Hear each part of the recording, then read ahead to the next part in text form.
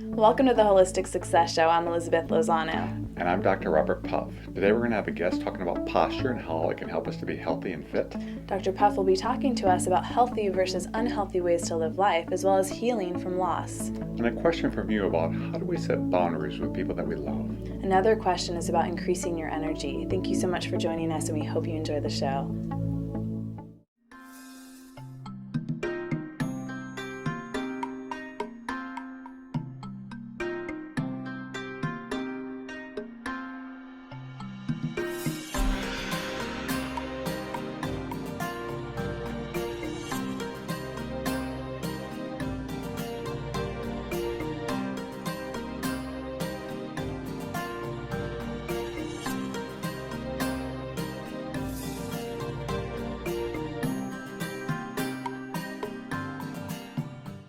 Life has suffering.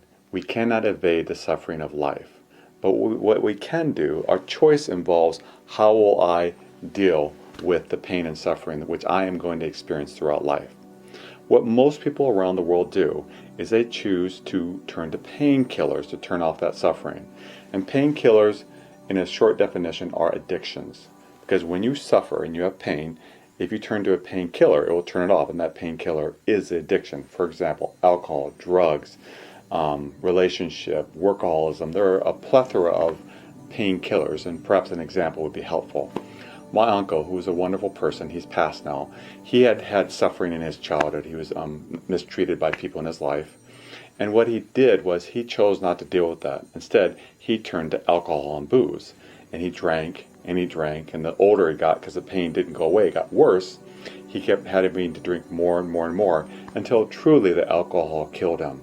And though he was a beautiful person, it did end his life.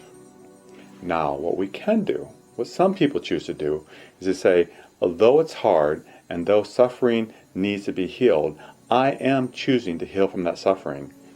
So what they do is they say, I'm going to face the suffering, and when they face it, guess what? There is pain. So when they face that pain, they will get better, but it could take a while. So again, let me give you an example of that. My brother-in-law, Brent, also struggled with alcoholism, and he decided to stop. So he started going to AA. He started not drinking and deal with the emotions that were inside of him. And it has been a very painful process for him. But he too is a very beautiful person who I love very much. And what I see in him, this very kind, gentle soul, is that he is healing. His life is improving. Everyone around him is improving. And he is, though suffering, because he's facing the things that he needs to face, is getting much, much better.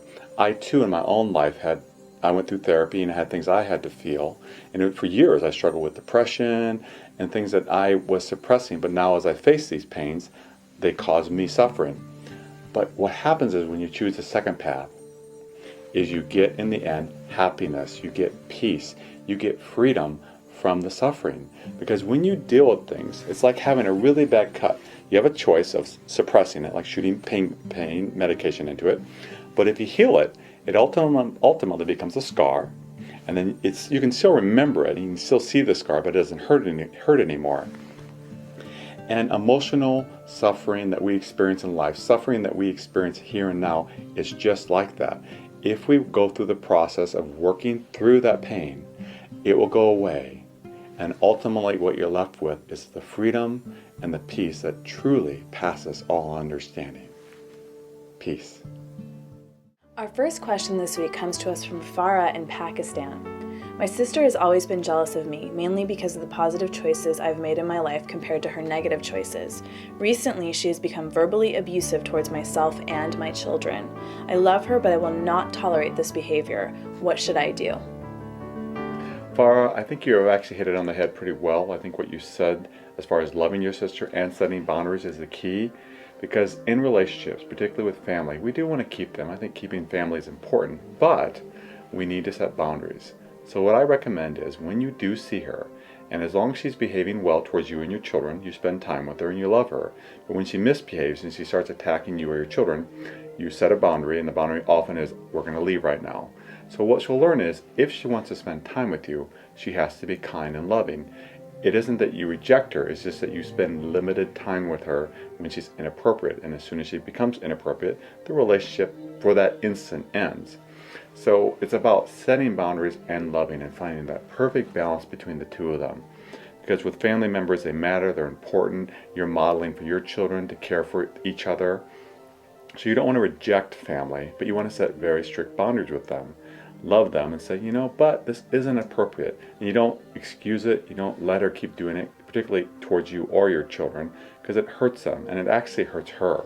The reason why she's reaching out to you in negative ways is because she has pain. As you said, she hasn't done as well in life. So continue to love her, but set boundaries. What are your thoughts on that? Farah, I would also like to commend you on setting that limit, that boundary with your sister, because her behavior is inappropriate. And I think, modeling for your children as well and saying to them, it's not okay for people to treat us this way, even if it's our family member. And also, I'm really big on communication. I do want to be culturally sensitive here, but I think it's very important for you to communicate to your sister and tell her, I love you and I want to have a relationship with you, but I cannot tolerate you to treat me or my children this way. And I know that's going to be really hard, but the thing is, unless we communicate our feelings, often we can be very passive aggressive without even realizing it. Or you may find yourself maybe not spending time with your sister. Perhaps she doesn't even know that she's doing this behavior. Sometimes we do them on an unconscious level. So I think it's very important for you to comment to her, let her know how you're feeling, and also let her know that it's not okay. And I also want to talk a little bit about her sister. It seems like, your sister is struggling. And I think she is a good example of, if you don't work on success, and because this is a holistic success show, there are consequences to that. We hurt ourselves or we hurt others often. Yes, and so I think it's important to say, okay, I don't feel like doing this, but if you do things, if you reach towards your goals and you accomplish things, it is going to make you feel good. But the reverse is true, is it not? If you don't, what happens? You beat up yourself and you beat up other people, you treat others around you poorly, which actually ultimately ends up making you feel bad. Yes, so continue to watch our show and learn about success, learn about holistic success, putting it together so that you won't ever do that to another person, and love your sister. And as I think Elizabeth so wisely said, try to understand her pain and realize it comes from her pain, but also set boundaries with her. Don't let her do that to you or your kids. And thank you so much for your question.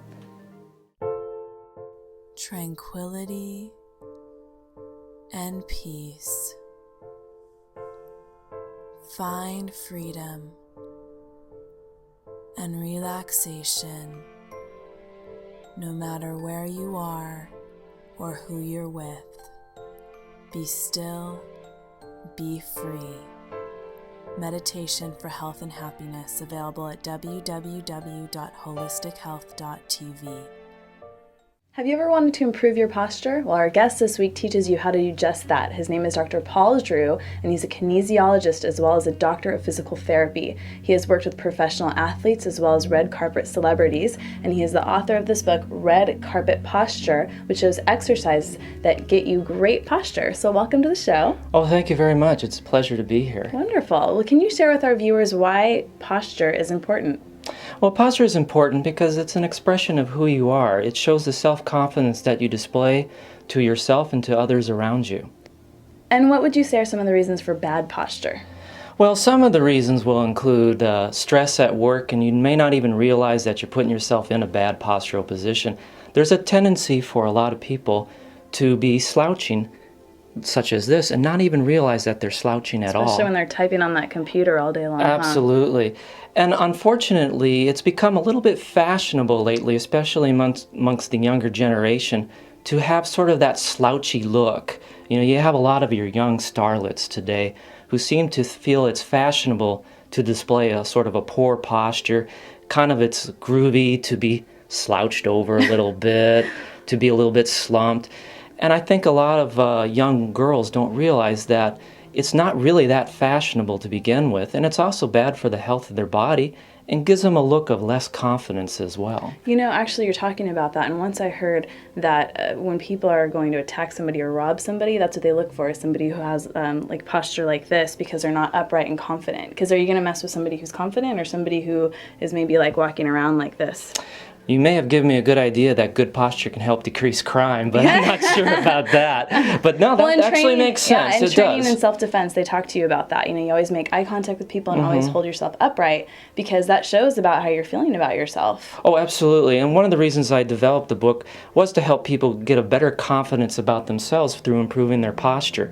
And it definitely will help in a situation when you're meeting a prospective mate for the first time, or you're making a huge business presentation.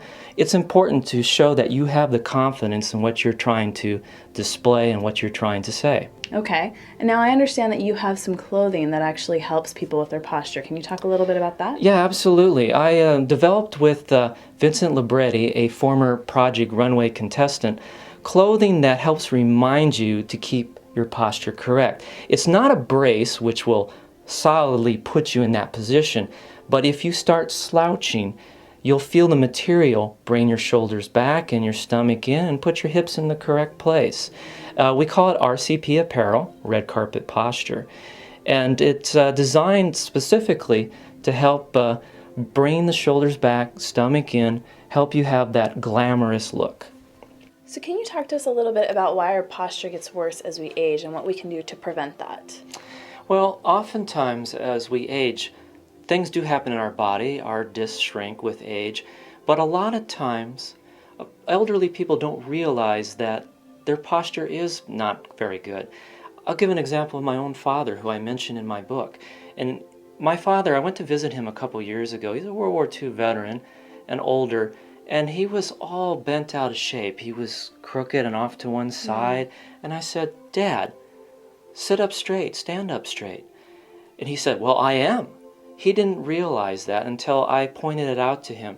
And he actually did some of the same exercises in my book, and within just a month or so, his posture was fine. So sometimes it's just awareness as well. So what are some things that people can do at home to maybe even just sitting that can affect their posture? Which also, I mean, I think we convey a lot about our self-esteem with the way we sit. Would you agree? And Absolutely. the way we stand? Absolutely. Self-esteem is very important, and your posture can dictate what kind of self-esteem you have.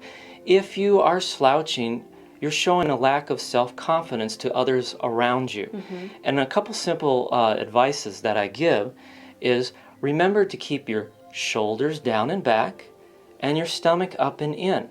Those two things together will help elongate your spine, give you a more glamorous look. And I always like to use the example. Think of having an orange between your shoulder blades. And you have that orange and you're trying to squeeze that orange as if to make orange juice. In order to do that, you got to bring your shoulders down and back, squeeze the orange, and maintain that posture. And it'll give you a greater self-confident look. I'm doing that now, and I can really feel what a difference that is. Now, I know in your book you have a lot of exercises, and you have a lot of pictures that you show how to do the exercises. Would you mind if we go outside and showing me some of those exercises? Absolutely, and not only that, we'll have you wear the RCP apparel so you can feel how it fits the body, how it reminds you to keep your posture correct. Wonderful, let's go do it. So Dr. Drew, now that you've brought me out here on this fabulous red carpet and this wonderful outfit, why don't you talk a little bit about what I'm wearing? You are wearing RCP apparel, and RCP apparel was designed with Vincent Libretti of Project Runway fame, and it's clothing that's active couture wear that helps promote proper posture. It reminds you to keep your posture correct, and it does that because of the way the fabric and pattern is designed. It will keep your shoulders back, and it will bring your stomach in, and it'll keep your hips in the right place. And it does. You can feel it. It's very snug, but not too snug. Yes, it's got a lining inside that's breathable as well, so it's comfortable, and you can work out in it, or you can do casual activity in it. So why don't we get to the working out? Why don't you show me some exercises that we can do to improve my posture? Absolutely. I'll start with a few simple exercises right here. Silver ball on the red carpet. Let me have you start with sitting on the ball. Now, I always try to promote keeping the shoulders back and the stomach in. So these are simple exercises that one can do at home. If you do not have a ball, you can just use a chair or the end of your bed. So the first exercise, I'm going to have you put your hands behind your head. That'll promote keeping the shoulders back. Put your feet out a little bit wider, and with your stomach into your spine, just bend forward, nice and easy, and then come back up. That feels really good on my legs and on my back. Yes, it stretches out your hamstrings, So to help make you more flexible, to help out with your spine as well, prevent lower back problems. So what's another one that we can do? Another one that you can do is, let's have you roll your back onto the ball, your feet out in front of you, keep your hips up, have your hands behind your head, and just bring your body up towards the sky. And this will help engage the stomach muscles. Yeah, I feel that a lot on my stomach. The reason I like to use the ball is that it helps promote balance. And anytime balance is used, you're going to incorporate your core abdominal muscles. And I'm working this area too. You're working your buttocks as well, and you're also promoting keeping your shoulders back also. Okay, and let's show us another couple ones. Yes, absolutely. The next thing I'm going to have you do is, why don't you lean over the ball, put your stomach on there, have your legs out straight and your arms there. Now bring a straight arm up and opposite leg up. There we go, and then change to the other side. Once again, because the ball's underneath your stomach and you're balancing, you're stimulating your core muscles there. You're also promoting your shoulders back. I feel it a lot in my low back too. Yeah, you're strengthening, well, the transverse abdominis, one of the core muscles, comes around to here. So you kind of feel like a squeezing there. Yeah. There you go. Perfect. And then the last one I'll show you is, why don't you lie on your back and put both your heels on the ball. And remember, at home, if you don't have a ball, just use a chair, the end of a sofa, the end of your bed. Hands behind your head. Bring your upper body up towards the sky as you bring one leg up straight, back down, and then the other. Can you guys see me shaking on that one? Absolutely. You feel all those muscles right there? Yeah, absolutely. Once again, we're using balance because the feet are on the ball. It's stimulating the core muscles, which help with posture. She's keeping her shoulders back, so she has a nice elongated, thinner look. And now you're looking more glamorous. Yeah, now I got a good workout. Thank you. Oh, you're more than welcome.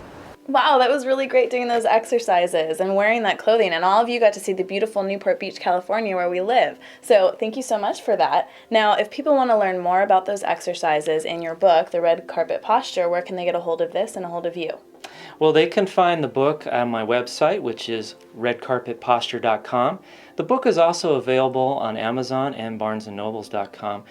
The clothing you can find on my website as well. Wonderful. Well, thank you so much for being a guest on our show. Oh, my pleasure. And my parting advice for all the viewers out there, shoulders back, stomach in, now you're looking glamorous. Thank you.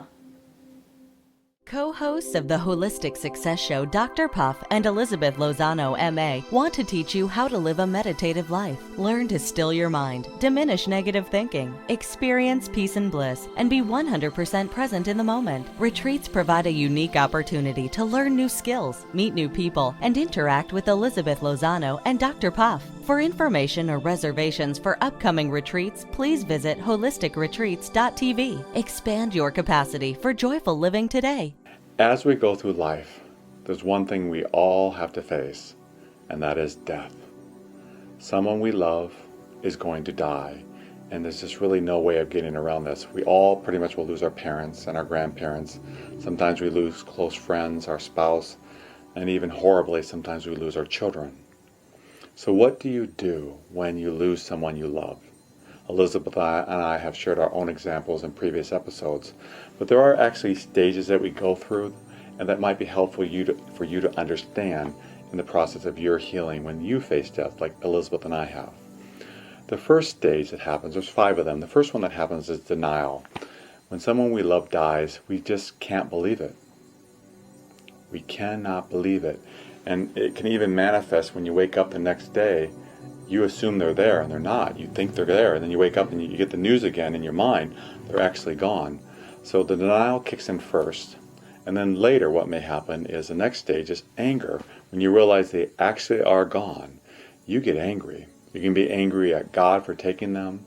You can be angry at the person that might have been responsible for their death. You can actually even be angry at yourself for you weren't able to protect them, or you weren't able to say your last words of love to them. You didn't tell them something that you wish you had.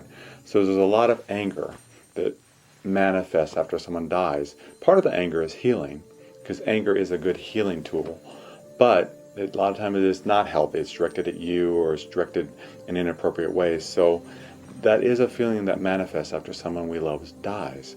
and make sure that you are using that feeling correctly to heal. The third thing that we do often is bargain. We bargain with God, we bargain with life. Please, just bring them back. Please change this. Please help me to feel better. Anything to make what I'm experiencing right now to be different. And after bargaining, when bargaining fails, because it will fail, then we go into a depression or sadness. We start grieving the loss of them. We are sad. We really miss them. And tears flow. But those tears flowing can be healing because they are cleansing. They allow us to grieve. And grieving is a healthy process as long as it's not directed into negative self-talk. And negative self-talk is what depression is. And how that would manifest as is if you said, I'm never going to be happy again. My life is over because they're gone. And that's of course not true, but if you think that, that becomes your reality. Healthy form of healing sadness is, I really miss them. I wish they were here, but I know I won't see them again, and I'm going to be okay. I just need to be sad. What you'll find is the healing occurs and you get better. And then lastly, what kicks in? What happens is what's called acceptance. And you accept that they're gone. You miss them, you love them, but you're healed and you're ready to move forward in your life. Peace. Our second question this week comes to us from Rosa in Mexico. I was recently diagnosed with chronic fatigue syndrome. Not only am I tired, but my body aches. Is there anything I can do to give me more energy? Rosa, I'm so glad you're watching our show, because I think if you implement all the different things that we talk about in this show, from exercise, eating right, sleeping, meditation, keeping your marriage healthy, all these various things we'll talk about episode after episode after episode, what you'll find is your energy level will increase. It will get healthier, you'll find more energy, and you'll find tools. We will hopefully give you very specific tools that can increase your energy. For example, one thing that I do is meditation. We both meditate. And what I have found over meditating for almost 3 decades now, that I require very little sleep. I can get on about 3 to 6 hours a day. So, and eating, I eat very organic juices and raw food throughout the day, and that gives you energy. So there's many things you can do, a plethora of them. And if you watch this show and learn about the different things, what you'll find is, I think, is that your energy will really start going up. What are your thoughts? Rosa, I can imagine how difficult it must be for you to be struggling with chronic fatigue syndrome. And I do want to touch on another point, is that dealing with pain and being tired all the time can really affect your self-esteem and your mood, which also in turn affects your energy level. So I think it's important for you to find a support system, whether it's your friends and family, or perhaps even talking to a counselor or a psychologist that you can go to. There's also sometimes groups of people, it could be men, women, men and women, who are suffering from the same things that you are. Perhaps even on the internet you could find that as well, just to help you so you're not alone, because dealing with pain every day is tough on you. That's tough on your self-esteem. And being exhausted all day, that's tough on your self-esteem too. So factor that in with exercise, proper nutrition, and all those things that we talk about really piece together so you can have a happy, healthy life. Rosa, I know we've given you a bunch of ideas, but one idea you can do right now, as soon as this show's over, go for a walk. Go for a 30-minute walk. And what you'll find is, even though it takes energy to walk and you may not feel like it, that walking exercise gives you energy and can really help with both the aches and pains and the fatigue. I absolutely agree with you, and I think that meditation, which is one of Dr. Puff's favorite topics, is another thing that you can try as well to quiet that mind. And what happens is when you're struggling with pain and ache, you create a lot of negative self-talk in here. So if you say, I don't have to be in pain all the time, I can choose to do other things, focus on other things. If you focus on something else, like when you're walking, I bet you'll find you will feel better. And when you feel better, then your overall quality of life is going to improve. Thank you for your question, and we wish you all the best on your journey towards healing and health.